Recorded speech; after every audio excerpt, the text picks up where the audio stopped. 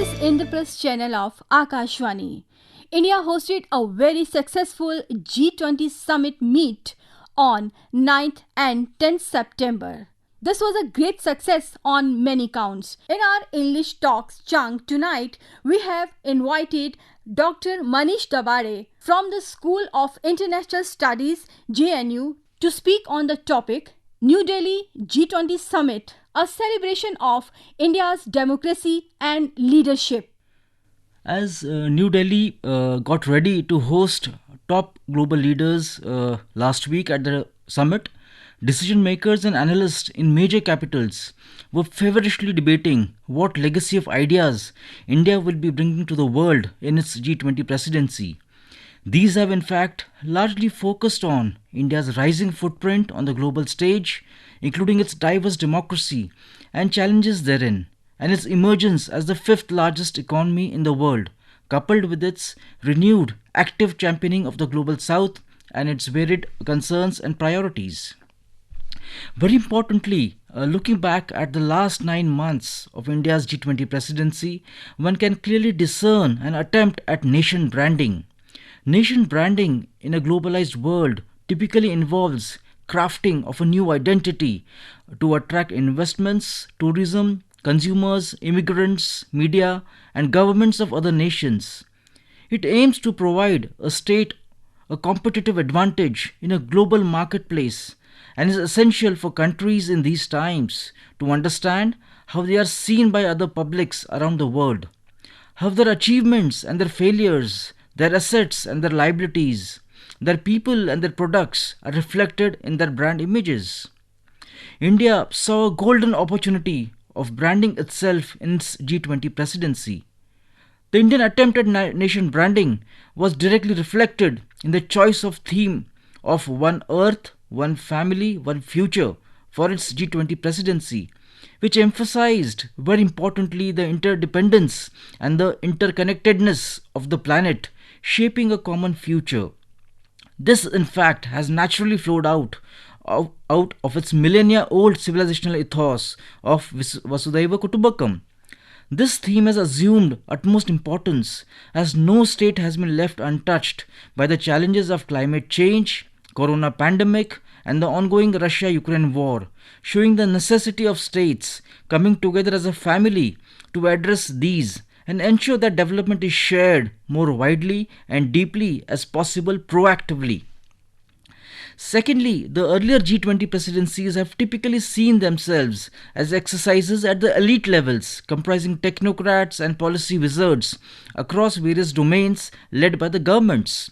But India, for the first time, showed the world its democratic spirit by making the presidency more participatory, by making it a people's festival.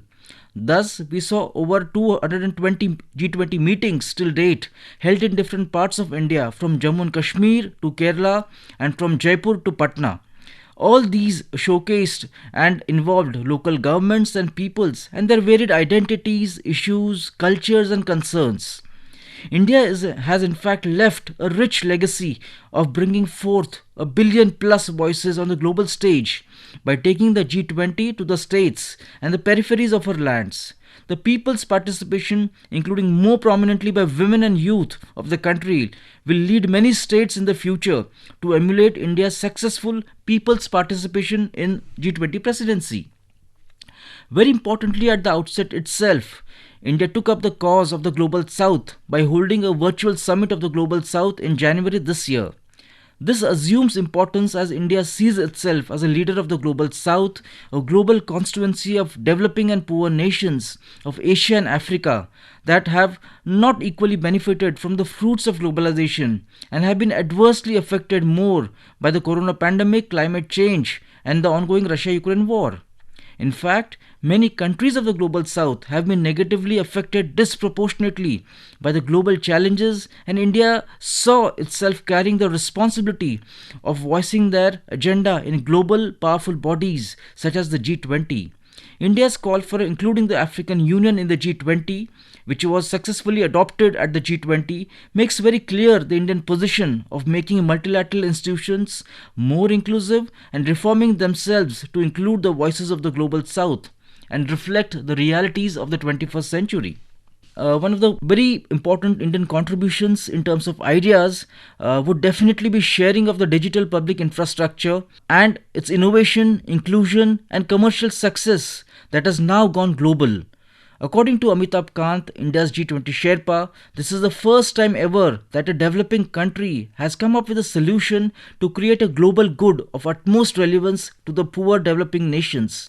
The Indian experiences with Aadhaar, Jandhan Yojana, UPI, and other digital platforms provide a much desired answer to financial inclusion and empowerment and a transparent governance that remains a central challenge to countries across Asia and Africa.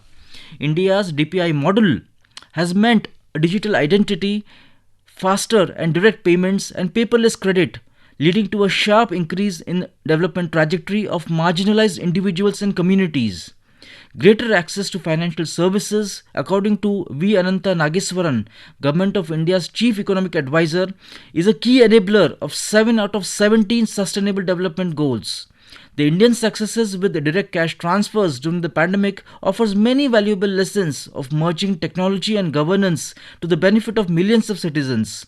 These will leapfrog development trajectories of especially many middle and low income economies. However, significant challenges remain to take India's DPI successes internationally.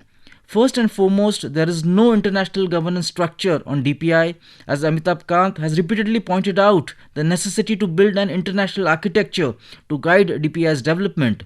A related issue is the question of financing, as DPI can bridge the digital divide for billions without access. The emergence of artificial intelligence too poses a significant challenge in a global adoption of the DPI. This has led to the emergence of cybersecurity as the central concern of states to ensure safety and security of DPI in the AI driven landscape.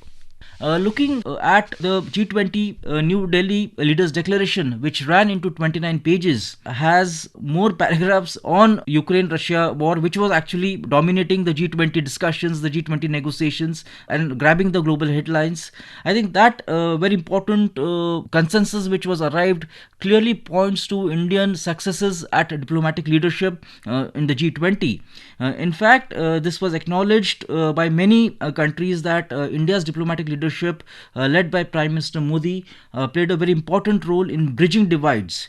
So, what we see in the declaration, which was adopted at the end of the G20 summit, was looking at the structure that it was not into paragraphs, but in fact, it had a preamble, it had 10 chapters, A to J, and conclusion.